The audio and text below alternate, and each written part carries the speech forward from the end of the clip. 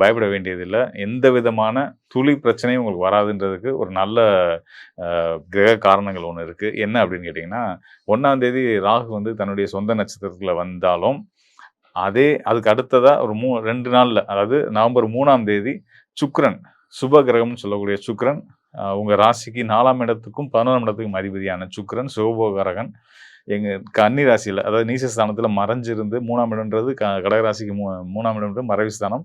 மறைவு ஸ்தானத்தில நீசத்தில இருந்த சுக்கிரன், தன்னுடைய நீச ஸ்தானத்த விட்டு தன்னோட ஆட்சி பலம் பெறக்கூடிய வீடான, தன்னோட சொந்த வீடான துலா ராசிக்கு வரப்போறாரு.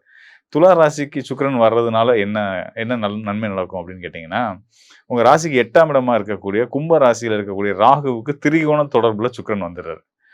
சுக்கிரனுடைய திரிகோண தொடர்பு ஒரு அசுப கிரகத்துக்கு கிடைச்சிருச்சு அப்படின்னால, இப்ப எப்படி முன்னாடி ராகு வந்து புரட்டாதி நட்சத்திரம் குருவுடைய நட்சத்திரத்திலருந்து அவர் தீய பலன்கள செய்யாம இருந்தாரோ, அதே மாரி இப்ப இன்னொரு சுப கிரகமான சுக்கிரனோட திரிகோண தொடர்பு ஏற்பட்டு அசுப பலன அவர் செய்ய மாட்டார்.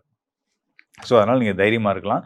இன்னும் சொல்லப்போனா, நல்ல மாற்றங்கள உங்களுக்கு குடுக்க போறாரு. சுபகிரக தொடர்பு வந்துருச்சு, அது திரிகோண தொடர்புல வந்துருச்சு அப்படின்னா, ஆ இதுநாள் வரைக்கும் நீச நிலையில இருந்த சுக்கிரன், அதாவது சுகபோகக்காரகன், ஆடம்பரக்காரன், சுபிட்சக்காரகன் சுக்கிரன் தன்னோட ஆட்சி வீட்டுக்கு வந்துட்டாரு அப்படின்னா, நீங்க அடைய நினைச்ச அனைத்தையும் அடையறதுக்கான யோகங்கள குடுக்க போறாருன்னு அர்த்தம்.